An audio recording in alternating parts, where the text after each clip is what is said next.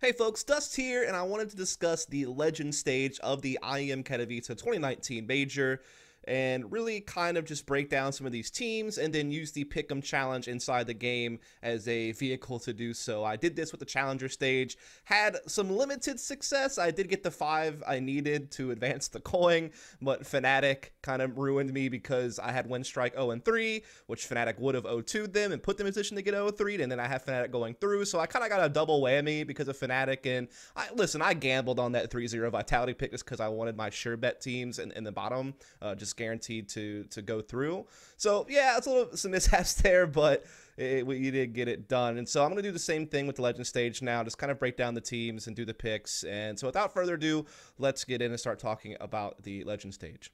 So here we are at the Pick'em, and again, I just want to kind of put a disclaimer at the front that with the 3-0 slot, I am not going to put a team I think for sure is going through there.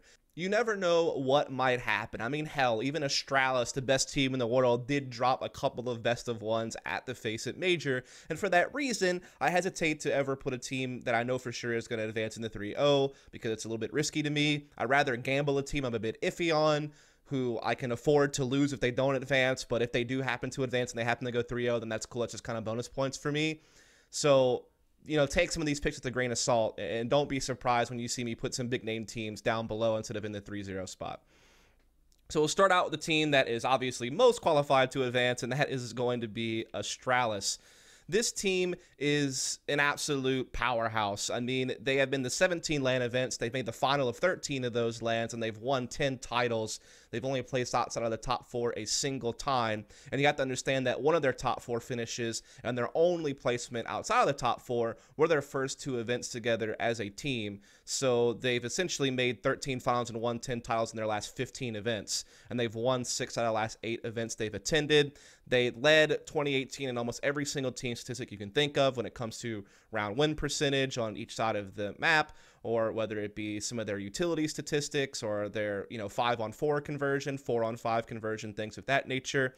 All their players are ranked within the top 15 of the HLTV top 20. Obviously, some controversy there, but I think legitimately this team does have 2 superstar level players in Device and Dupree. I think Magus is also a star level player. I think Glaze is considered the best in-game leader in the world and one of the best fragging in-game leaders in the world for sure. And then Xyp9x is that specialist, that role player, that clutch factor, that guy that really does his job. And so they do have indeed 5 incredible players. And with those 5 incredible players, they've only lost 10 best of 3 or best of 5s out of 53 played, and they have won 78% of the maps they've played offline out of 167 maps that they've played. And they've, only lost, 37 out of 167 games. And in those losses, they've only been denied double digits a total of 8 times, So that is pretty crazy when you think about it. And look, I mean, the thing that people might point to right now is the fact that, yes, they did indeed lose in the finals to Liquid at iBuyPower Masters. Finally, the team they had just the most massive head-to-head advantage over. I think they beat them in all 10 series they played against each other in 2018. Yes, they finally did drop a series to them, but there's obviously a lot of kind of special notes to go along with iBuyPower Masters because of the conditions of the tournament. But regardless, I think that's still a legit win for Liquid. It's just not going to have as much weight behind it because of what happened at that event and just not having that prestige of a big tier 1 tournament. But nonetheless, with the Astralis just being so strong in their performance, how deep their map pool is, I mean, still the perfect record on Nuke, still the 2nd longest map winning streak in LAN history in CSGO. They're also super dominant on Inferno. They've really vamped up their Mirage. They're super dominant on Dust 2. They have a positive win rate on all 7 maps in the pool. There's just so many more great things I can say about Astralis, but I mean, they're the team that's favorited to win the whole tournament and a team that certainly will at least make it to the top 8. There's no question about that. So the next team I'm going to go ahead and place in is going to be Team Liquid. Now, you have to understand that Team Liquid had a quite successful 2018 before they swapped into E2K for Taco. They went to, I think, 14 LAN events. They made the final 7 times. They did win the 1 title at Malta. They had 3 other top 4 finishes, so they only placed outside of the top 4 on 4 occasions out of 14 LAN events. You have to understand that they just had a ridiculous head-to-head record against Astralis where they just could never defeat them, and that really was what prevented them from doing much more last year.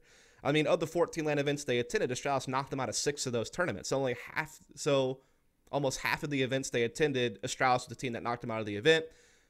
Over half of their best of 3 or best of 5 series losses are to Astralis, and Astralis is responsible for around 44% of their total map losses last year. Liquid actually had some really good head-to-head records against teams like Mousesports, particularly like NaVi. I mean, that was the really big head-to-head they had. They also did get the better of Energy the majority of the time. They did beat Made in Brazil every single time they played them. They did lead against Big, Hellraisers, and Fnatic, some of these other teams that are in this stage. Some are not, but, certainly many of them, kind of considered top teams in the world. So very successful. And then, at iPower Masters, they beat Fnatic in the semifinals. This was a team that had been very successful at Chicago, beating Liquid and being able to go toe-to-toe with Astralis. So that's a pretty legit semifinal win against Fnatic at that tournament at that time. Obviously, know what Fnatic did at this major, but at that point in time, pretty legit best-of-3 victory. And then, they finally did beat Astralis. And I think that Liquid, has really done a pretty good job bringing in Adren as a coach, letting him have some impact in the tactics of the team and how they were able to fit Stewie2K into their system. I think they've done a really good job fitting Stewie2K into the team. I think that they have given him some meaningful roles. They were a bit lucky that on some maps he actually fit naturally into Taco's old positions, like Sukido and Cash, for example, a map that Liquid's very powerful on. Stewie likes to play the same spot that Taco played on T side. So that was some luck there. But they've also made some adjustments on a map like Inferno, where they've put Stewie2K in a prominent role attacking Banana. They moved Nitro into jumping Window and playing Boiler. So they've given Stewie2K some meaningful spots to make sure that he could have impact, to make sure he'd be comfortable and he'd be used the right way. But they made sure not to kind of shake things up too much and rock the boat of what was a very successful team. Twist, I guess, has been somewhat forced to just kind of maintain peripheral roles, whereas before he kind of only bounced around those roles, and it sometimes would be a focus as more of an entry guy on executes. But I think they're still balancing it out pretty well, and we still haven't seen them play that much, just one tournament, so we don't really know what the long term is going to be. But I think so far, the core of this team is strong enough to get them through the stage and all that they showed us in 2018. I think Stewie2K is a great player. Yes, he's not going to do all the things that Taco did for this team, so there is going to be some deficiency there, but I think he adds a lot of value to the team in different areas. And I think Adren, while he's not Zeus, still is very able to have impact as a coach. And so I think that you have to pick Liquid to go through here. Next team I'll just go ahead and throw in to the teams I think will make it will be Energy. So Energy went 3-0 in the Challenger stage. They had the best of 1 victories over Windstrike and Vici, then they 2-0 Tyloo, so perfect run through the Challenger stage. Though it is certainly true it wasn't the hardest path. They didn't have to play against ENCE. They didn't have to play against some of these stronger teams from the Challenger stage. So, it doesn't hurt them necessarily. They can only play gets put in front of them. But they didn't really necessarily have the hardest run. But, just like I talked about in my Challenger stage video, I mean, Energy is a team that has really climbed the totem pole in the North American region, topping all these different pro leagues in the regular seasons, making these LAN playoffs.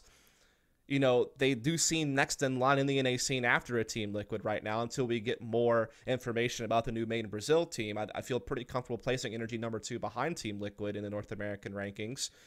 And they have had their success offline, right? When you look at the second place finish to NaVi after beating Team Liquid North, Renegades, and Hellraisers at the Star Ladder Season 5 finals earlier in the year. When you think about some of their top 4 finishes at ESL1 New York and Star Ladder Season 6, and even their victory at CS Summit 3 over some, pretty decent teams and taking care of business at the minors they needed to this time around after, of course, having that really rough ride at the previous minor for the Face It Major.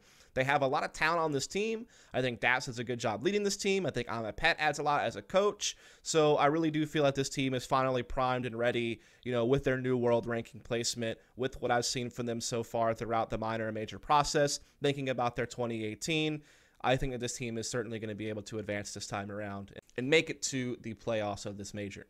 Next team I'm going to put into the teams I think will surely advance is going to be ENCE. This team did go 3-1 in the Challenger stage, and while they did have a upset loss to Renegades, they still took care of business to make it to this point. This team, again, has a lot of talent with guys like Sergey, who is the best rifler in his class. When you think about other young riflers like a Roland, like a Rops, like some of these other guys, I really feel like Sergey is just doing fantastic work. A very flexible rifler. Tends to be a little bit more passive, but can be, somewhat of a secondary entry type guy on certain plays alongside guys like Ariel and Alexaby.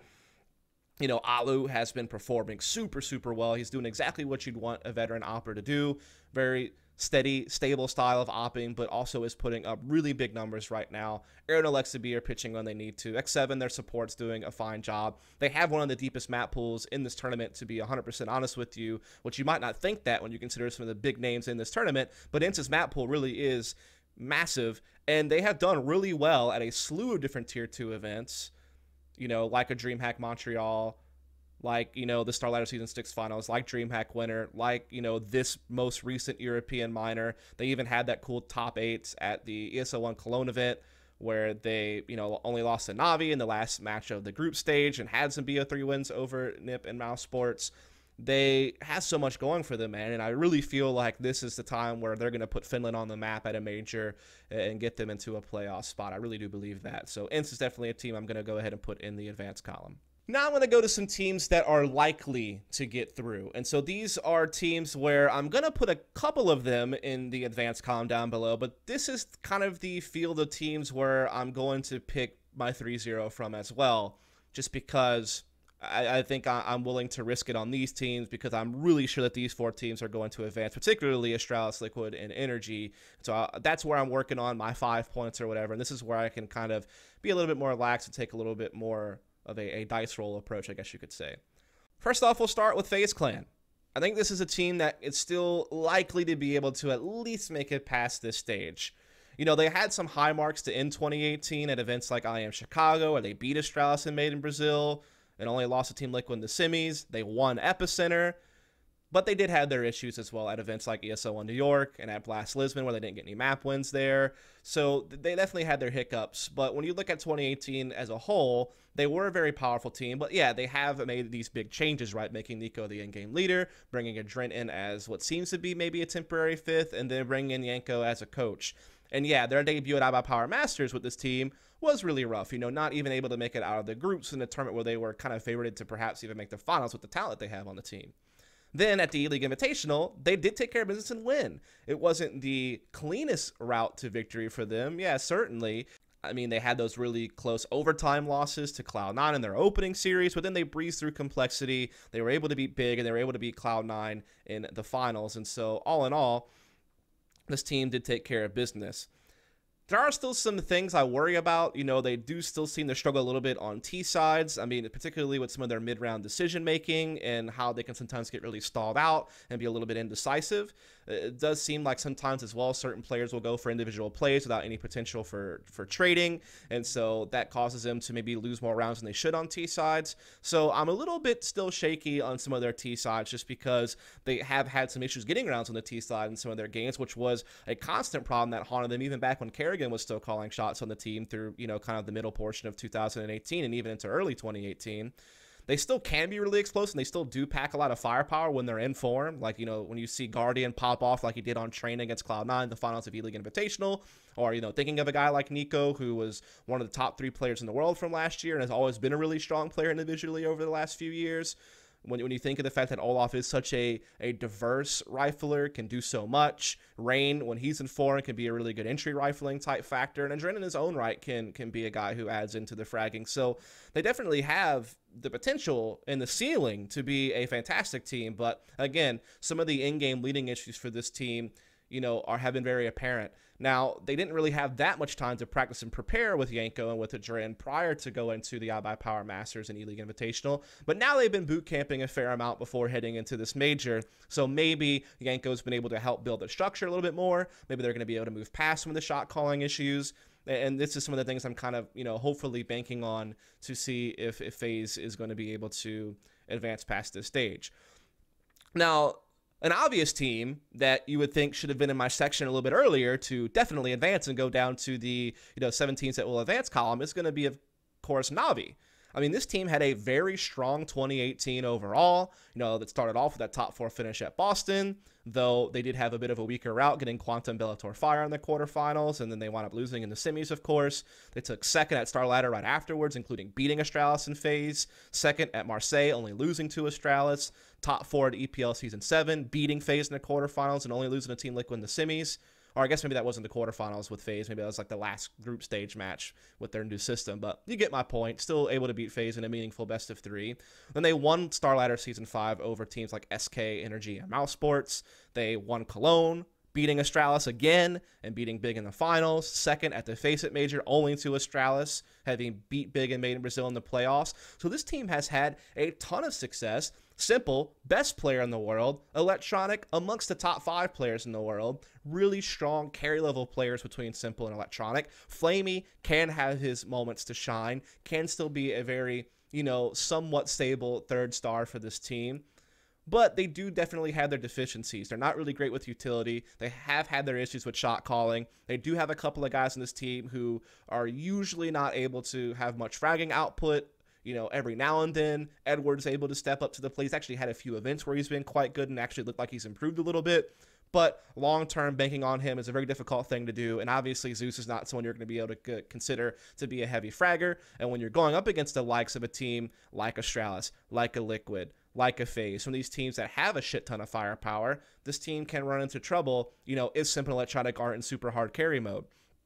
And despite winning Blast Copenhagen over NiP in the finals, they did have a shaky end of the year with some rough rides at ESL 1 New York and IEM Chicago. And then even at this GGBet Ice Challenge that they played right before the major, it didn't look that impressive. I mean, they lost to Heroic in that opening series. Yes, they did get revenge against that team in the semifinals, but then they lost to North, a team that has really had their struggles. They didn't even make it to the major through their minor process. We know the issues that North has had, and they still wound up losing to them 0-2 in the finals. So, it makes me a little bit concerned, and even that weird interview with Zeus before the major also probably should raise some red flags. With that said, I mean, the fact that Simple Electronic are so damn strong, the fact that on average they have performed pretty well throughout last year, it's hard for me to not think they're at least going to advance and maybe even be a candidate for the 3-0 spot. So NaVi and Faze are 2 teams that I think I'm going to have to either place down below to advance or place one of those teams into the 3-0 spot. So that's kind of where I'm at with those teams. And I'm going to go ahead and just kind of do that now. So I'm going to go ahead and I'm going to put Faze here, and then I'm going to put NaVi here. Again, I don't think this team's going to go 3-0, but I really do think NaVi will at least advance, maybe drop a map. I think Faze should advance, but I'll just risk them on 3-0, and maybe even if they don't wind up advancing at all, then at least I don't lose out on anybody, down below. So that's kind of where I'm going. Now, the next team I'm going to pick to advance is going to be Made in Brazil. So I actually did a whole video on Made in Brazil when they decided to bring in Zeus as a coach and Taco as a player and Phelps as a player, kind of bringing back the 2017 Phelps lineup. Obviously, with the addition of Zeus, they didn't have Zeus as a coach back then. And I really broke down this move and talked about this team quite a lot in that video. So I'm going to link that in the description below, as well as maybe some other videos that relate to some of these teams to kind of, give you my thoughts on these in a deeper detail, but not make this video, an hour long or something like that. So I don't want to talk too much on it, but I mean, the bottom line is that Made in Brazil is really shrouded in mystery. They made this big roster move. They brought back Zeus as a coach, and we haven't seen them play since then. And our first look at this team is going to be at this major. They didn't do a warm-up event, like some of these other teams did, like Faze, like NaVi, like Team Liquid heading into the major. They've kind of kept themselves in secret the whole time instead. Now, the pedigree of this team is what really makes me think they have to advance. I mean, Coldzera, such a fantastic, versatile rifler. Fallen, one of the greatest in-game leaders of all time in CSGO, and is still, you got to think worth his salt as an in-game leader despite the issues they had with the Terrakin Studio 2K lineup. And when he is in form, one of the best operators in the world. That has to be said. Then you have someone like Fur, who can be a very impactful player, despite the fact that his form has been down on average a little bit lately with all the stuff he's going through medically and the issues the team had with communication and all that good stuff. You still have to bank on Fur being able to at least have impact and do his job. Then you've brought in Taco, who's going to be a great support factor, who can fill all the gaps role-wise, and then Phelps. This is a guy who had shown so much potential when he was on Tempo Storm, when he was on Immortals. Yeah, he didn't have the great run of it at INTZ, where he was kind of doing in-game leading duties, if I'm not mistaken. That team was having its issues. Obviously, the whole situation with him with NTC and the 100 Thieves debacle and all that, he really hasn't had a chance to, I think, have a great foundation under him and really be the player that he can be. Now he will hopefully be able to do that. And look, he did have his success in 2017 with this team before it all kind of went to shit a little bit later on that year. Through the early and mid-year, he actually performed pretty well, and the team performed pretty well, got their titles at some smaller events and even a couple of bigger events. So they already have at least some basis to pull from to kind of know how this team should operate, but now they can make maybe some of the adjustments they didn't make back then that will make them even better than they were then.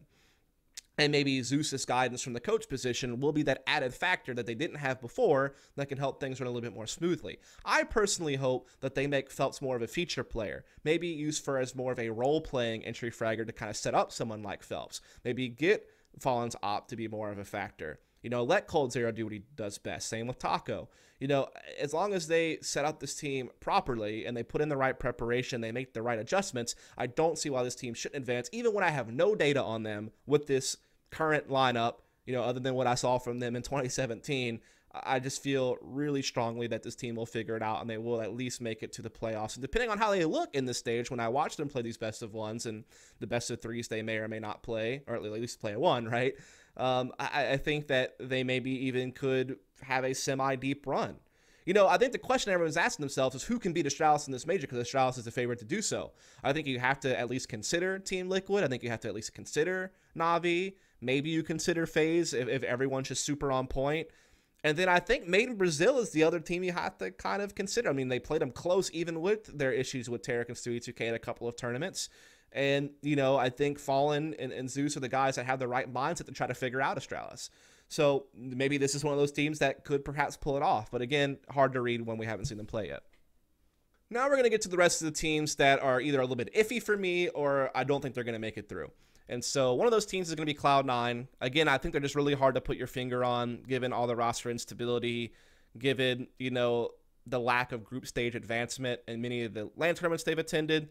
But they did show some improvement in individual form and their tactical approach at IBA Power Ambassadors despite the group stage exit. I think they did look pretty good at the E-League Invitational for those same reasons. Again, it felt like Flush was actually running the team pretty well. He was individually playing better. Kiyoshima's on point. Automatic's actually flourishing as an opera, much more so than I would have expected. I've kind of talked through a lot of this stuff already in the Challengers video, so, you know, go back and look at that if you want more detailed talk on Cloud9. But, look, they did look shaky at this Challenger stage. Yeah, they beat Greyhound their opening game, no issues. I mean, that's just kind of business as usual. But they had massive losses to Vici and Tyloo. Didn't even get close to double digits in those games. I think they only got 6 rounds versus Vici and 3 versus Tyloo. Their opening map to Furia, they only got 1 round. So they were taking some pretty fucking heavy losses in some of these maps they played against Vici, Tyloo, and even against Furia. They did ultimately come back and beat Furia, and then they did 2-0 win strike to advance. One of those games going to overtime, though. So still struggled a little bit to get the job done to get past the stage. So when you add all that up, man, I'm really iffy on Cloud9 making it past this point. Definitely not going to put them 0-3, though. I think I have to address that. Big's another team that I'm a little bit iffy on. You know, if they would have kept the roster with Smoothie after what I saw at the League Invitational, I think that I would have banked on them to advance. Not 3-0, but I think I would have said, yeah, I think this team's going to advance. I mean, at the League Invitational, they did look pretty good. You know, beating Complexity, no problem. Having a really close series to Faze. You know, Xantares had kind of a neutral event overall there, but at least I could see the potential. I thought they were, you know, doing a really good job implementing him correctly, kind of using him as an entry fragger alongside Tabson, getting him active, getting him involved, being that aggressive rifler that he was for Space Soldiers, maybe a little bit more restrained and more in a system rather than kind of a freestyle level of play, but still using him quite effectively alongside a guy like Tabson. And then obviously Gabi, great tactics, you know, great innovation at times, good mid-round calling, good set pieces, really good coordination, really good utility usage. One of those guys who is really good at setting up executes. And Tabson didn't look phased too much about the adjustments they were making. I mean, he was still doing his job. He was able to make room for Xantares, but still able to perform really well and not give up too many roles along the way, particularly on maps like Cash and Overpass, where, you know, he pretty much kept his old roles, essentially. There's really only Inferno that he kind of shifted maybe his T-side spot. But now we have to deal with this whole Smoothie situation, where they've lost their primary opera, they're making Tabson the primary opera, and they've brought Nex back, which we have no fucking idea what kind of form Nex is going to be in, with the whole wrist injury issues and all that good stuff. And, you know, with Tabson being the primary opera, how do you float roles around? How do you make the adjustments? The whole situation makes me really iffy on a team that originally I thought was a team that would definitely advance if they would have kept the old lineup. When it comes to NIP, going into the challenge stage, I already talked about NIP a lot, so I'm not going to rehash all that. You look at the Challenger stage, I think they just did okay there. They opened fine against Furia, but then they had the losses to Renegades and Windstrike, and the Windstrike game was a huge, huge loss. But then they wound up at least being able to 2-1 Vega Squadron and Vici to make it to this point. I think they're still in contention to advance. They definitely won't go 0-3, but I'm still not really 100% sure what I want to do with this last spot.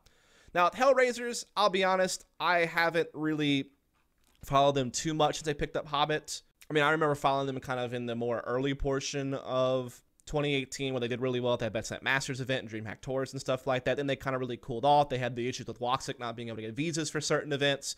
And then they wound up bringing in Hobbit for Bondic. And since then, it's still a little bit too early to call. I mean, I think they've only been to, what, like 3 LAN events since he's been there. They've lost to G2 in a couple of key series at the, EPL LAN finals and that PLG, Grand Slam event, which is a little bit disappointing because I know G2 has had their issues and struggled as a team, and I don't really expect much from them, so losing to them I think is pretty rough. To be fair, though, some of their other series losses are to teams like Energy, Big, and Astralis, so, I mean, fair enough. It's not that bad. But at the end of the day, they haven't really shown me enough to make me think they're going to advance. So I think they're kind of one of the teams that I don't have advancing. Vitality, also a team I'm a little bit iffy on. I think they've had their real struggles. I think they did okay in the Challenger stage, though. The loss to Tyler, which is really rough, though, is something that you have to consider. And they had to go into overtime to beat Greyhound, which is also something that you have to consider. But they at least were able to wipe out Vega Squadron and Vici pretty convincingly to be able to make it through to this stage. Zywoo has still been performing pretty well overall. MBK's really been pitching in nicely with fragging. And they're performing a little bit actually better than I expected coming into this event just because of some of the struggles they had and how much Zywoo had to carry them at the minor. So they could advance, but I'm really not sure. Same with Avangard. They have the talent to do so. They have lots of young CIS talent on this team between Jane, Buster, and Quickert. Again, I don't want to rehash them too much. I talked about them a lot in the Challenger stage video. And in the Challenger stage, they wound up losing their opener to Renegades in a really one-sided fashion, but then took care of business from that point forward to make it here. And so with that in mind, I think you have to at least consider Avangard to make it through. Then you have to consider Renegades because, fuck, man, they had a 3-0 run through the Challenger stage, including beating some of the stronger teams in the Challenger stage, like NIP, and then they 2-0'd ENCE in a best-of-3. They actually looked really good, by the way, when I watched them. I mean, they had JKS playing the exact same spots he's played his whole career and playing it really, really well. Kind of Liaz more of a support, not really a heavy fragger, but at least doing his job. Gratisfaction's been a good ad in the opping position. Azur, still really solid as an entry fragger. I think he's actually leading the team right now, if I'm not mistaken. And Jacob's doing his job as well. He's doing a pretty good job. They have Kasab back as a coach. They looked really disciplined and really well run at the Challenger stage. And I was watching some of their games. I think tactically speaking, they actually had a good balance of fast play, being able to play defaults. I'm actually a little bit in favor of Renegades at this point. I'm going to go Renegades. They're doing it. Yeah, the boys. Get your shoeies. They're coming. Now I got to pick an 0-3 team, though. The teams I think are most likely to go 0-3 are fucking G2 and Complexity. And the reason for that is Complexity hasn't shown me anything to make me believe that they're going to be able to do much at this major. They made a huge roster change after having some really big struggles at the end of 2018 at events like DreamHack Winter, like all the things that just happened after the Faze Major Miracle run. I mean, they really didn't do much after that other than, CS Summit 3 and DreamHack Atlanta. They had some okay runs at those 2 events, but everything else didn't look good. Starlighter Season 6, DreamHack Winter, all that good stuff. Then they make the big roster change, bringing in Nothing temporarily. At least that's what's been billed so far. Bringing in Ricky, also maybe temporarily, I'm not really sure. And then they pretty much bombed at iBuyPower Masters and at the E-League Invitational. I mean, really huge losses in most of these games. A lot of these games, they didn't really look competitive. I mean, I know they had a long boot camp after the E-League Invitational in Europe, so maybe they've been able to work something out. But unfortunately, there's no visible evidence for me that they're going to do much. And then G2, look, they did beat Vega Squadron and Tyloo when they needed to most after some losses to ENCE and Avangard to make it through. They also beat Fnatic when they needed to. But from an eye test, they just didn't look that good. I mean, yeah, some of the individuals on the team set up and played well, like Shox, like Kenny S, like some of these new players to the team. They did do pretty well, but technically speaking, man, it's a mess to watch this team. And just from an eye test, I just don't believe in them to advance. But at the end of the day, I think I saw enough from them to think they could maybe take a map or something like that in this. And so I'm going to have to put Complexity at 0-3. And so, folks, there is my preview for the Legend stage. I'm talking some of the teams. Again, I didn't go deep on some of them just because I needed to make this video at least somewhat reasonable in length. I do have some other videos on this channel that talk about Big in more detail, that talk about Made in Brazil in more detail, and some of the other teams in more detail as well. If you want to check those out, just check out the channel. And yeah, without further ado, I'm going to close out this video. If you liked it, please subscribe for more content. Catch you next time.